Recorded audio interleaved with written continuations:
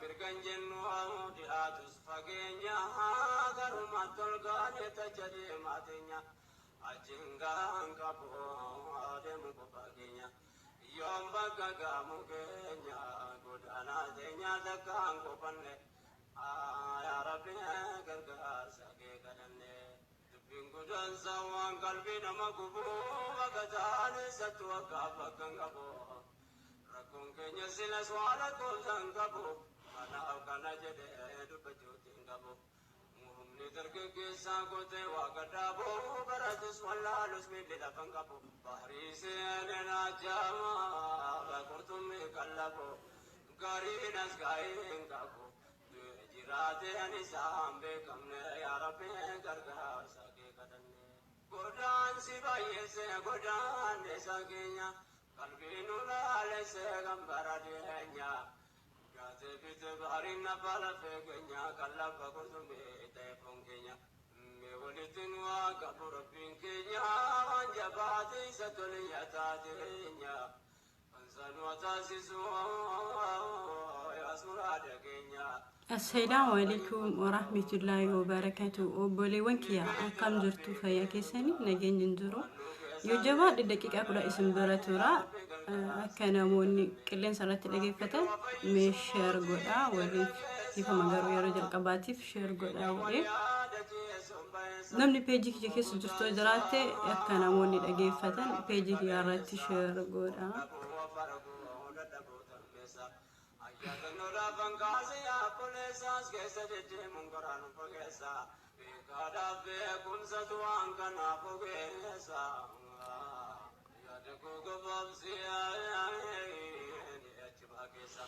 Nama dhibba shan ta'a nama dhibba shan yoo taatan daqiiqaa baay'ee turuun barbaadu.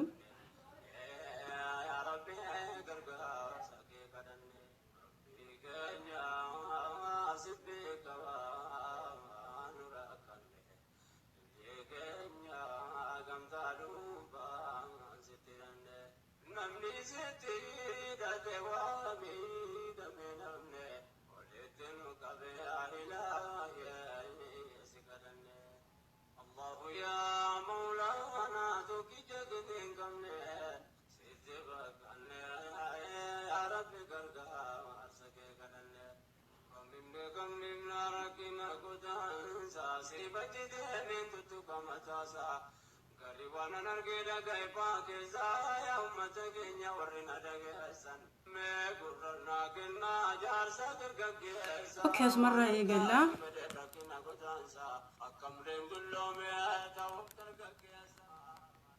Fakkaanu gahaa namni kun live kana qilleensa irratti dhiisaa namni kun hoggaa dhufee dhageeffatu irra deebi'ee ashama harka fuudhe. Salaam isin gaafadhee jara jirtu sagantaa live gara fuula miidiyaatiin dhaabee ture sababbiin isaa beeksisa jira yeroo hedduu YouTube irraan illee dhimmi hatattamaa tokko yoo jiraate fuula miidiyaalee adda addaatiin kallattii sagantaa marii dubartoota irratti dubbanne addaan kutee jira waggaa gahuuf deemanatti fakkaate har'a immoo waan dirqeena fide tokkotu jira dhimmi sun dhimma dhumaatii lubbuu ilma namaa obboleewwan keessan akkuma argitan nama 450 bakka takkatti nu jalaa du'anii nama 450 jechuun miti namni shanii waan guddaadha. Dhugaa rabbiin akkamitti akka ibsu maaliin akkamitti akka dubbadhu maal akka jedhu iyyuu hin beeku baay'ee haamileen na cablee jirti onneen tiyana miidhamtee jirti akkamitti maal jedhee dubbadha mi maal akka jedhu maal eessaan kaasee eessaan akka dubbadhu hin beeku gonkumaa maalumaafuu maatii fi firoottan obboleewwan keenya kaleessa dhumanii nu jechuudha maatiin Oromoo guutuu Oromoo irraa dhumanii maatii isaanii qofa osoo hin taane Rabbi ofsaaf jabina isiniif haa kennu isaaniif immoo jeenata haa kennu. Ani waan irraa haasa'uyyuu hin beeku wallaahi haqiiqatti baay'ee gaddee jira baay'ee rifadhee jira. Rakkoo kanaafi maal inni dhimi kun ka'umsi isaa eessa jennee hangam takkamee agalaalutti ijoollee Yaman keessa jirtu kan an gaggaafadhe isaan immoo maal jedhanii kaleessa Yaasiin Faatii ijoollee wanni jiran akkuma fuul miidiyaa isaan rabsan jarri ufii isaaniiti ibidda qabsiisanii mana keessaa ibiddi qabatee jedha qaamni mootummaa biyya sanaa garuu isaan immoo boombii nuti tokkosanii akkuma argitan boombii alarraa tokkofame kun homaan inni dhimmi kun eessaan ka'e kamsi dhimma kanaa hoo maalinni okay mootummaan Itoophiyaa dhimma lubbuu dhumaatii namaa kana keessa harka hin qabu yoo ta'e maaliif fuula miidiyaa isaa irratti dhufee piikchara isaa poost godha dhimma kanarraa akkamitti hin dubbanne gaheen hojii mootummaa kanaa maalinni abiyyiin bar nuti namummaa isaatii miti ka jibbine hojii isaatii gaheen isaa akka nama biyya bulchuu tokkotti hoo maali ati ilmi Oromoo taate namni Oromoo taate isa deeggartu mootummaa kana wanti ati deeggartuuf maalinni isa kana qofa naa himi maal hojjeteeti maal hojjechuutti jira itti booyaa turre itti iyyuu turre gaafa ijoolleen Saudi Arabiyaa keessatti namni mana fincaaniitti du'ee ilma namaa mana fincaaniitti ol guurani bakka godhan dhabanii hunduu dubbataa ture osoo har'a rakkoon kun hin dhufin gaafa sen eessa jirtu ammallee ijoolleen Saudi Arabiyaa namni kumaatama lakkaa'amu mana hidhaa keessa jira gaafa san eessa ture har'a hoo irraa hin dubbatu sabab eenyuun bulchuuf eenyuuf biyya kana keessatti lammii isaa ama ijoollee dhumattu kana keessa wanti nama gaddisiisu ka abiyyiin deeggaru jira ka siyaasaa dhumti kun maal akka ta'e hin beekne jira kan hiree isaa qofa dalagachuudhaaf biyyarraa bahee jira gahee mootummaa kanaa maalinni mi wallahi lazim yaa ilma Oromoo namni Oromoo taate mootummaa kana deeggartu ani jibbaansa dhuunfaa biyyarraa hin qabu garuu haalli lammiin kan kee keessa jiru haalli obbolaan kan kee keessa jiru mi ati dudduubatti deebii ila amma mucaa kana Amiin ka jedhamu mana hidhaa Saudi Arabiyaa keessa jira osoo itti dawwalee rakkoo isaan keessa jiran haala mana fincaanii fayyadamuu dhaban waa baay'eetu jira ijoolleen mana hidhaa keessaa kun akkanatti lubbuu isaanii wanni taatu waa baay'eetu jira tokko lama jedhamee so mootummaan kun dhumaatii ijoollee kana harka keessaa qabaachuu fuula miidiyaa irratti waan takka hin dubbanne miidiyaaleen isaanii hin gabaasne inni footoo ofii fidee lubbuun nama 400 jechuun bar ammee maaluma jedhee hima akkamitti dubbadha rabbiin sodaadha ha akkamitti dubbadha akkamitti irraa ibsa akkamitti haasuf so abiyyi dhimma kana keessa dhibbatti harka qaba maaliifi Oromoon biyya keessaa hucuuceessa qabutti jira garanaa garasiin sababa sanaafi warri kun abbaa biyyaa kan ta'u yookiin warri kun warra aanaa mormu jechaaf ajjeesisiisa namni dawwaltanaaf obsaa pilis an hamilee ittiin bilbilumaa haasa'u hin qabu hamileen na keessatti rukutamee jira obbolaa kiyya kanarraa dhumanii ilmaan Oromoo ila ammaallee kan mana hidhaa garanaa garasitti rakkoo keessa jiran wallahi hamileen tiyyana cabdee jirti naarratti hin dawwalina jabaadha dhimma kanarra hojjechuuf of qopheessaa hanga dandeessaniin warri ni mootummaa deeggartanillee rabbuma keessaniif jecha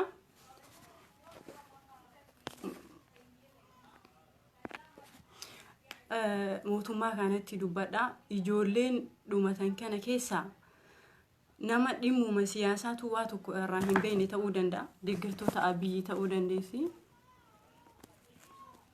hoggaa sarara bahee chaati keessan ilaalan irratti hin dawwalina kanaaf sagalee tahaa fi waan dandeenyu gochuu fi qabnaa ijoollee kadu'aniif jeenata kadhadha nama du'e deebisuun osoo ni danda'ama ta'e haa caaluu hundeessaa deeffanne kaleessa hayyoonni keenya nyaatan jennee hundi keenya yoo akkuma isin argitan hayyoonni isin biyyaa qabdan bira dhaqanii hayyootaaf nyaata laatanii gammannee qalbiin gara tokkotti yoo nu deebitu gara galgalaa immoo tana dhageenye ani waan jedhee haasa'u hin qabu gadda kiyya qofa ibsachuuf dhufe hamileetti waa dubbadhuun qabu akkam akka jedhu dhaamsa asin ergaa gabaabduu takka isinii dabarsu deeggartoota abiyyi ila nama tokko as jalatti argu yoomiyyuu sammuun keessan nama tahuu hin danda'u sababbiin isaa osoo nama taatanii duraayyuu abiyyiin hin deeggartanii nama tokko deeggaruun dura gaheen isaa maal wanti inni hojjetu maal inni maal hojjetaa jira namoonni kuuhoo maaliif isa mormanii jedhi sammuu kee gaafadhu jibbaa dhuunfaarraa qabaataniiti moo namichi kun nama ganda niitii isaa bulchuu nama hin dandeenyettu wallahi biyya kennanii biyya keessatti namni hin dhumata biyya alaatitti mallasiin akkasitti uummanni falmaa ture wayyaanee isin jettan bara Hayilee Maariyaam bala akkana uumamee jira hin jiru so namichatti tana waan uummanni mormuuf hin beeytani isin galuu hin danda'u osoo sammuu qabaattee garaa keetiif jecha waan hin taane saappoortiin gootu sammuu hin qabdu. Dhimmi kun immoo dhimma obboleessa keetu du'aa jira, obboleetti keetu dhumataa jira. Sagalee tahiif abbichuu kiyya hin jedhin. Maal inni gaheen ati isa deeggartuun ati nama akka namaatitti yaa'itu. Osoo qabanii mana hidhaa ta'u si darbanii waan tokko si gochuu hin danda'u. Wallaahi laziim. Jireenya kan kee ufiif yaadi namni har'a du'e kun obboleessa kiyya yoo ta'e hoo obboleetti kiyya yoo taate hoo jedhiiti bakka sana buusii ilaali. Har'allee abbichuu kiyya jettan hin qaanfattanii. Dammoo nuti fuula miidiyaa irraa bakka kan gadi buune isin walii fi isin waliin kuwaalitii keessan dhaabbachuu. Amma isin wanti hundi haarawa laayiviin haarawa mootummaa deeggaruu haarawa mootummaa irraa dubbachuu wanti hundi amma isinii haarawa. Ani bakka kamittuu isin ilaalu bakka kuwaalitii kamittuu yeroo isin amma asirraa wawwacan nu immoo erga dulloomtanii booda umrii irraa dhumatee gara feesbuukaa dhuftanii feesbuukaa banattanii erga ekispaayirde taatanii booda isin haarawa yeroo isin fandaatumtan kana akka waan callisnee isin ilaallu wannaa isin akka isinitti fakkaan gaddeebinee kuwaalitii keessan hin dhaabbanne isin waliin dubbannuuf malee Abiyyi waan deeggaramuun hin qabu. Abiyyiin deeggaruu dura ati eenyu inni eenyu warri isa mormu eenyu jedhee of gaafadhu. Gaafa wayyaanee eessa turte aabbee gaafa wayyaanee uummata lafarraa dhuguu turte san ati eessa jirta? Har'a hoo eessaa baatee Abiyyiin deeggarta? Yoo akkanatti callisnee isin ilaallu dhugaa dhugumatti yaada keessan saappoorti goonee yookiin yaada keessan fudhannee akka isinitti fakkaan isin tuffanneeti. Wanti hunduu isiniif haarawaa fandaatumaa jenneeti. Namni dhugaaf dhaabbattu, namni lammii kee jaallattu, obbolaa keetiif sagalee tahii bira dhaabbadhaa. Ijoollee kana kan mana hidhaa Suudi Arabiyaatii fi bakkee adda addaa jiranii harka diinaatii haa baafannu. Asirra darbee wanti ani haasa'uu danda'u hin jiru. Waan dhaggeeffattaniif galatoomaa. Barri bara bilisummaa isiniif haa ta'u. Ijoollee Abiyyi deeggartan ka aadii kiyya jala jirtan as namoota aadii kiyya jala jiraniin argaa. Hunda keessa friend isin godha. Ani isin diina waliiti. Ani isin iyyuu yoomiyyuu wayyaanee caalas anaaf xanya caalas Oromoo Abiyyiin deeggaru ati anaaf diina saappoorti isin godhu abbaan fedhe. Ani Itoophiyaa miti Oromoodha. Intala Oromooti. Oromummaa kiyya ittiin boona. Abiyyi yoomuu hin deeggaru. Asoo Abiyyi Oromoo dhiifama gaafatee ani deeggartuu Abiyyiitii miti mormituu Abiyyiiti gonkumaa. Miidiyaa immoo kan isinii gadi dhiifnee fi bar isinii wanti hundi haarawa waa'ee mootummaa dubbachuu haarawa laayivii haasa'u isinii haarawa erga dulloomtanii umriin isin irraa dhume nu immoo gaafa dhalannee irraa waa'ee sabaa dubbataa waan guddannee fi waan dhaggeeffataniif galatoomaa.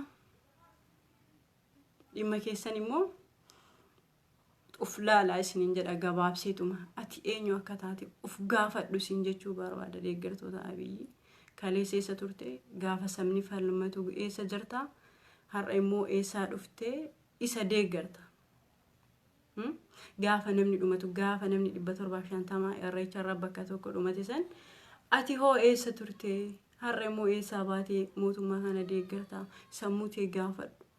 Bakka kamiinuu kuwaalitii kamiinuu biratti kuwaalitii qabdan asitti wanta kana dabarsee dabalee maal eenyuuf waadhaamuu barbaada. Ijoollee musliimaa obboleewwan kiyya duraan dursee ani intala musliimaati. Namni isin harka rukuttaniif musliima keessaa nama sheeka ta'e qulfiin ati jeenata ittiin seentu harka isaa jara akkasitti hin fakkaanne waan deeggartuuf beeki waan harka rukuttuuf beeki nama isin akkaan hin beeynetu isin keessa taa'ee summii isinirra hojjechuutti jira.